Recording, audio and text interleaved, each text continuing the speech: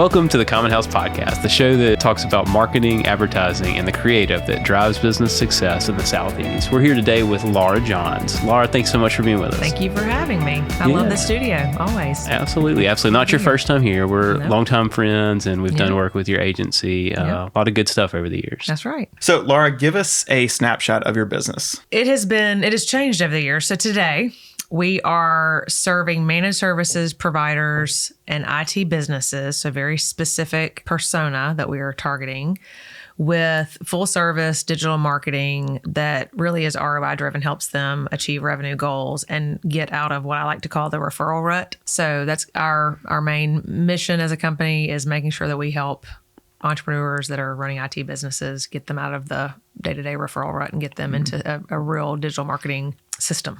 Yeah, cool. And I think that rut, so many businesses, I've been there. Yep. We've been there before. Yep. I know what that feels like. So many businesses listening or watching, I'm sure they know that feeling. That's everyone, not even in IT. It's everywhere. Rut's a great word. Yes, and it specifically, I think, speaks to them when we're talking in our messaging, getting out of the referral rut, because you've got a lot of founders, owners of IT businesses that grow their business for 10 or so years, and they're just tired and want to enjoy, the fruits of their labor, and they can't because they haven't built a good system for leads and referral, other than referrals. So. And that clients fall off and disappear over time. That becomes a big problem. Mm-hmm. And then they're not enjoying. They're having to hustle again. Exactly. And learn that. Nobody wants that. I know that you have a solution for this, Laura, the no growth skill system and framework. Walk us through that. What does that look like? Yeah, so I kind of started that out of some deficiencies that I saw with, and this is not a particular knock on marketing agencies, but it's just kind of what I saw as I was internal marketing for an IT business and other companies throughout the years before I started the Business Growers. I felt like, in general, sometimes because we're trying, as marketing agencies, we're trying to get that revenue, we will kind of like a doctor, like you self-diagnosing when you go to the doctor. A lot of times your clients and marketing agencies will come and basically tell you what they need. The reason that a lot of times I found that I wasn't able to get results was that nobody was really like, until after the fact, oh, well, that's not really what I would have done, Yeah. And so I developed the no growth scale framework to honestly kind of coach my clients on what they needed to put in place to be able to create that sustainable growth system. And so, because typically what was trending was a client would come to me and say, I need Google ads. And you say, sure, let's do that. Yeah, right. But had I done that and then driven Google ad traffic back to their website that was, didn't have good converting copy, didn't have good forms, above the fold, all these things, the reality was I'm not going to do anything but waste this person's money. So I have decided to kind of coach, hanging my hat on this no growth scale framework that really just talks about, at the very base, we're doing foundational things like brand messaging. We're doing, really solid persona work at that very, foundational level. We're making sure that they understand exactly who they're talking to so that we can build upon that foundation with grow, includes SEO, web, some consistent communication through social media, organic social. And then at the scale level, like once you've built these things and have these right pieces in place, then we can start doing things like, outbound and things like that. But you want to get the foundation right first. And did you find, and I think the answer is yes, but that people wanted to scale before they were ready. 100% like that foundation just wasn't there. And I always say you can't grow before you know. You can't scale before you grow. Yeah. So that's kind of the point is, so whenever I am doing, kind of my pitch or my, having conversations with prospects, 10 times out of 10, I am walking them through like really an audit. Like, hey, do you have this? Do you have this? Do you have this? And the answer is no. Then I'm going to kind of start pointing them in a certain direction, whether they like it or not. No, I just want Google ads. And that's where I say, well, I'm not a fit for you, but I have another agency that you might talk to, because I want to make sure that we're going to be able to produce results, and I know what it takes to do that. So, and I guess at the forefront, you would like set up a timeline and say, hey, look, this is not going to be like an overnight type scale thing. Like, in order to do this process, you're going to have to start with this, and we're going to have X number of months. And especially, and we kind of have a double-edged sword in B2B. So I'm serving my client that are all selling to businesses. So we're not buying tennis shoes or sneakers. We're not buying t-shirts. We're not buying things that you can consume really quickly, which makes, sometimes I question why I selected this industry. But their sales process is really long. Their buyer this is not a quick decision for them. So they're taking a long time to make a purchase decision. So not only am I having to coach them through, hey, getting your foundation. I mean, it's honestly, not to be cheesy, but if you notice in my logo, there's a plant. And the reason that logo has a plant in it is because my mom has a green thumb. I do not. Have I ever told you this story, Casey? I don't think so. No. So when I was trying to figure out what I was going to name the business growers, the one thing I knew was I didn't want to name it after me because my hope is that one day you can grow scale, scale out of that thing, or just like it's not mine. It's it's my team's running it, and so I knew that was a number one for sure thing. But I was 6 months postpartum with our first son in Laurel, Mississippi, and my mom was at my house helping. And she is, always picking at my plants. She'll like be in the front yard while she's supposed to be watching my kid, and but she always helps with there was a potted plant that I still have to this day. I've kept it alive. I feel like when it dies, the business is going. It's a sign. But she basically had it upside down in the sink and said, "Laura, this plant is root bound." And I was like, what does that even mean, Mom? And she said, well, I saw some little brown spots on the leaves, which I'd never noticed. I was also 6 months postpartum, so I had a lot. You had a few other things to notice. But basically what she was trying to tell me was the roots were like crowding each other underneath the surface. You couldn't see it because it was in a pot. And so that to me was like the perfect example of the same reason we don't need to do Google ads before we get the roots fixed. Yeah. And so the whole idea is laying the soil, getting good soil, because you can't plant on bad soil, like getting the foundation right. So I kind of explained that to him, and like to really grow a healthy oak tree, like it takes a little time, you know, and if that's what you want is a producing healthy, a system, then it's going to take, a little while. So I don't do anything less than 12-month contracts for that reason, because it takes more than that really, but it does take at least that long. So. Exactly. It's really good to know. Yeah. So what advice would you give small companies, maybe companies that are just starting up, who need to market themselves without a sales team? Yes, and usually the founder asking for a friend. Usually, a founder or owner does for a while have to do the grind solo. Honestly, it's authority. It's build your authority. It is not hard. If there is anyone who is not sure how to create content, there's a new thing out there called ChatGPT that makes it extremely easy. I'm reading a book right now by Jeff Woods called The AI-Driven Leader. It's a really great book about how to really use AI as your partner, not just to write emails. Yeah. So I would say, whether in any way that you can produce content, whether it's blog content, video content. I mean, we all have an iPhone. I know we're not comfortable, but, building authority in whatever business that you're serving or whatever customer that you're serving, producing content regularly that shows that you know what you're talking about and builds authority and trust will not only benefit you right then, but will benefit you in the long run. Like people, because technically today, this is particularly for B2B. I don't know it'd probably be more for B2C, but buyers are doing 80% of their research online before they ever talk to anybody in sales. So if you don't have a salesperson, make sure that when they're doing that 80% of their research and getting ready to buy, that you're answering their questions. Great book, They Ask You Answer by Marcus Sheridan, teaches you how to write to answer the questions of your customers. So just starting to build content, whether video, YouTube is great. Search engines are picking up YouTube sometimes before your website. So start creating that content and building authority. Doing a podcast would be also a great, a great way to do it. But yeah, so that's what I would say is like just answer the questions that your customers are asking. Read the book, They Ask You Answer, and figure out how to do that with content. I love that book. Tommy and I've talked a lot about it. I will say I did the audio book, and whatever his business is that he says, Rivers, Pools, and Spas. Oh my gosh, if I heard it one more time, I was gonna vomit. He says it at least once on every page. So that's interesting. I don't know if it was like maybe it's his secret branding or something. Like maybe he's trying to get it in your head. That's funny. But well, switching gears a little bit. So let's talk about lost deals. We've all had those situations times where we talk to a client, we're like, man, they're going to buy, they're a buyer. This is great. They're qualified.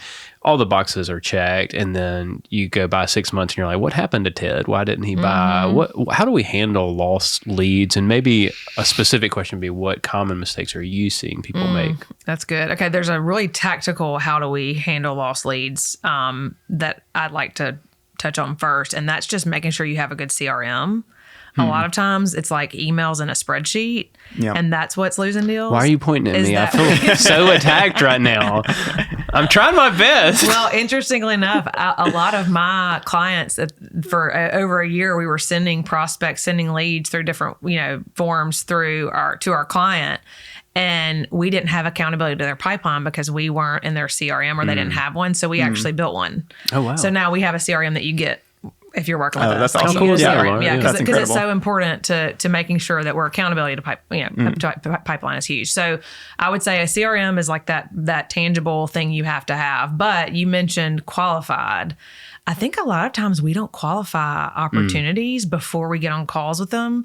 So now in order to book calls with my business, I know before I even get on a call with them, they're at least $2 million in revenue. They've got this many employees. They do serve X, Y, and Z type of customer.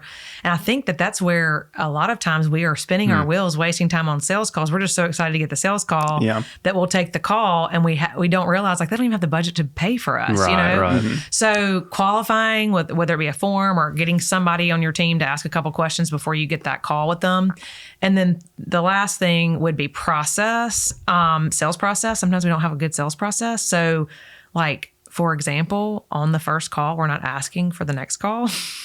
And for me, it's at least a 3-call close. So if you don't know how long it takes you to close somebody, you don't know your system. So really mapping out a sales process for yourself to know that on this call, I'm asking these questions. The first call should always be about them, like asking them a bunch of questions to see if they're, continue to see if they're fit. Then do a little mini pitch. And then at the end, set the next call. This is it for my 3-call close. But anyway, just having a process so that every single time that you're talking to them, there's a next time. And I think that's where we kind of miss is that sometimes we're like, all right, well, just let me know. Yeah. No, like you're in the driver's seat. So I think that's where we miss a lot of times is that we're not putting ourselves in the driver's seat of the sales call and letting them know how the call's going to go. Here's the process. Here's what's going to happen next, that type of thing. Very cool. If that helps. No, that's awesome. And then, so I know this may not fit in with kind of the longer term strategy that you've talked about, but if there's a business who needs to get quick results, what would be a good 90-day marketing plan for them? Usually I like to say at the bare minimum, you need to have, if you're a local business, you need to have a really strong Google business profile and a really, at least a website, even if it's one page that has copy that converts.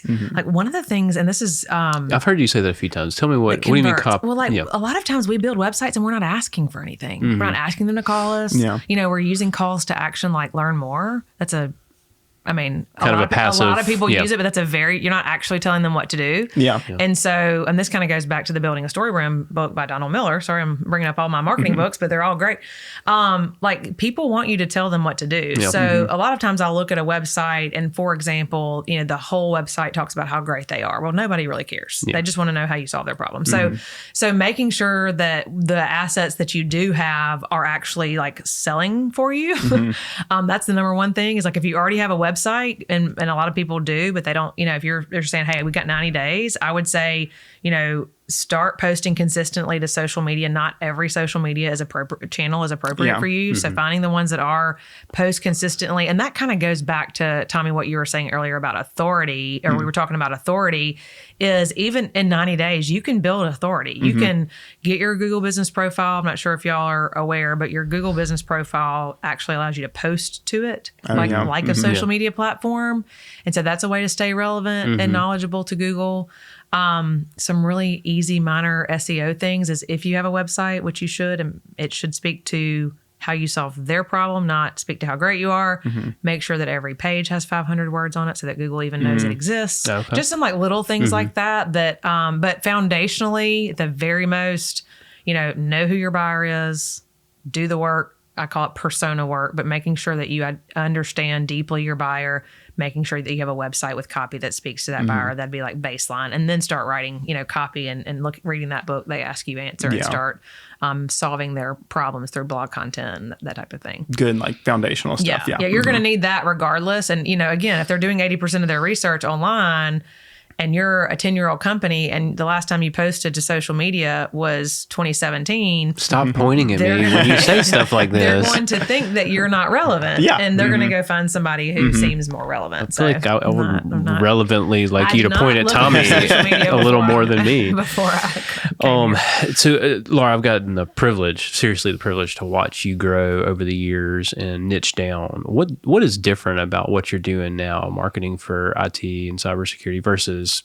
marketing for a generalist or whatever. Yeah. Yes. So this is actually part of my decision to do that was when I joined Josh Nelson's a 7-figure agency, which I would highly recommend. Let me know if you're a marketing agency owner and are interested in getting into that program.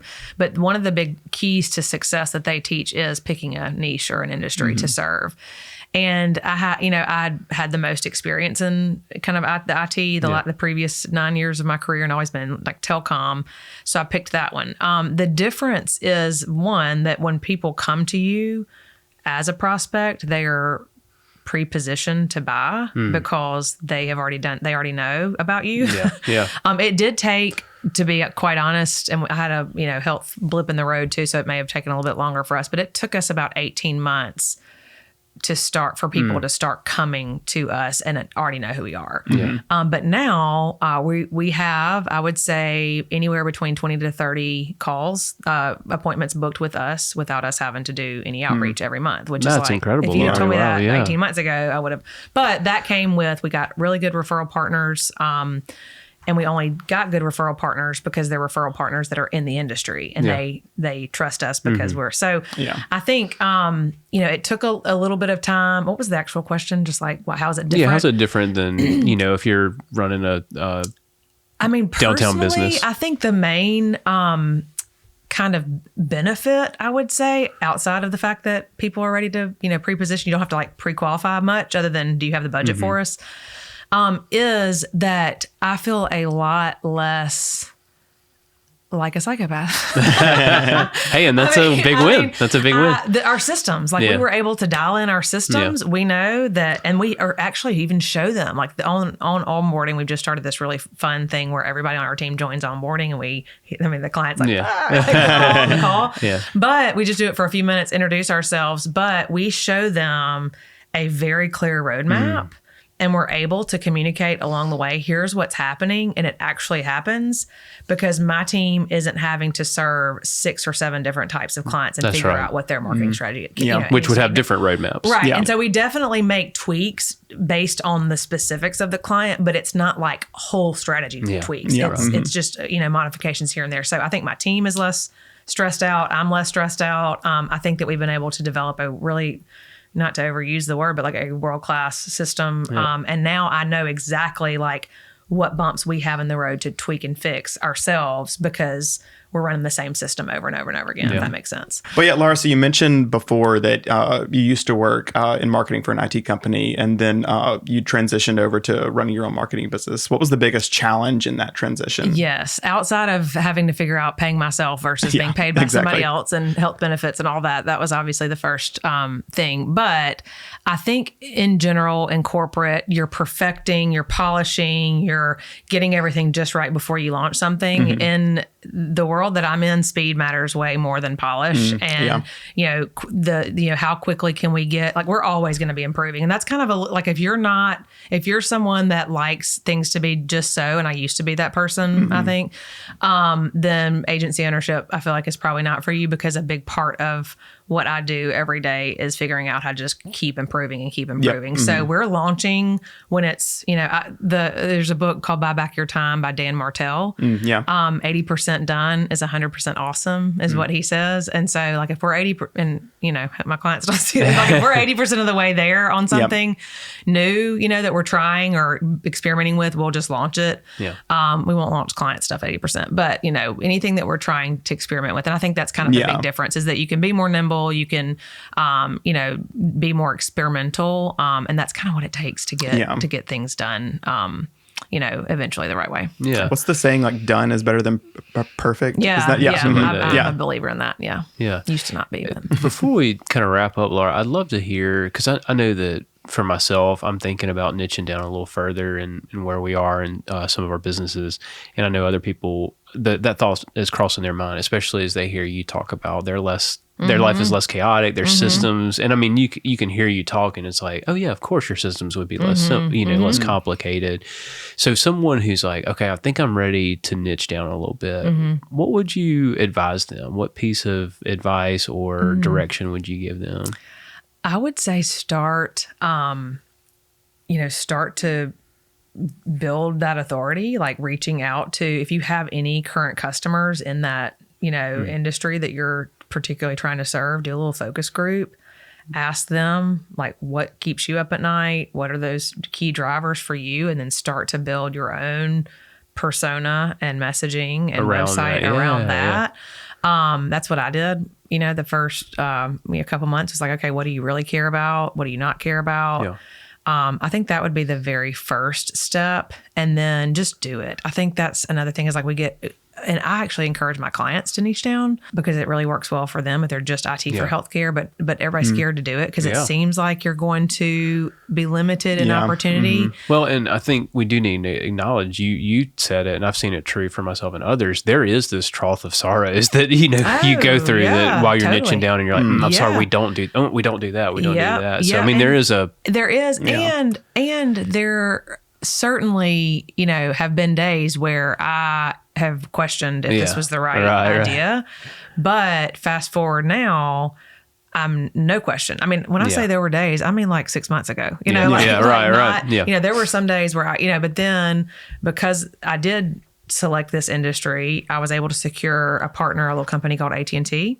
Oh, come on, Laura. Come on, Laura. They are my lead referral source. They have a whole division dedicated to IT businesses that resell fiber internet. That's awesome. And they refer them to us. So That's that amazing, would never have happened. Yeah. So you'd start seeing you would have never seen that if you would have been never in years. Yeah. I think that's so true, especially like niching down, especially for IT companies, because with an IT company, like you're not limited to like your local area network. Like you can do anywhere. Yeah. Your clients can be all over the world because of the nature of that business. So that's what's so great. And you have to think about, I always say, like if I see a Facebook ad that says new book for women, and then I see a Facebook ad that says new book for busy female entrepreneurs, something. I'm going to download that book before I download the women book because I'm not just a woman, it resonates. And the same thing works for, like, if you feel like someone is speaking to you and like, for example, IT for healthcare, we understand HIPAA violations. We understand your business, then I'm going to feel more confident choosing that person over somebody who does IT for attorneys and whoever else. Absolutely, it's just, I mean, it makes sense. It's a psychological thing, but it definitely, on the business owner side, you have to wake up every day remembering, okay, I did this for a reason and it's going to pay off, and it eventually does. Yeah, that's great. Well, Laura, we do like to end every episode with a hot take. And here's your question for the day. Okay. What's one marketing trend you think is overrated right now? I mean, I don't want to say it's a trend, but we get like, I call it squirrel syndrome, like lack of focus, like TikTok. Everybody's like, should I be advertising on TikTok? And I'm like, no, your buyer, for my customer, your buyer is not on TikTok, And so I think a trend of being everything everywhere for a business that's trying to market themselves is not fashionable, in my opinion. Yeah. Like, pick a few places where your customer is, and that might be a local event. That might be, I don't know what it is for you, but stop trying to kind of be everywhere because that just makes you, scattered. I would say that would probably be my advice. Like, if you're in B2B, get off TikTok. Thanks so much for being here today, Laura. That pretty much wraps it up for us. Why don't we end it by you telling us where listeners can find you? Yes. If you are an IT provider or managed services provider, then you are qualified. Thebusinessgrowers.com. I'm all over LinkedIn, and then we have our own YouTube channel as well. And I, give lots of good content out there. Also, if you're a marketing agency owner and just kind of want to talk anytime, look me up on LinkedIn. I'm there and love to, exchange ideas and collaborate with other marketing agency owners. So always happy to do that too. Cool. Well, thanks so much, Laura. We appreciate it. Thank you for having me.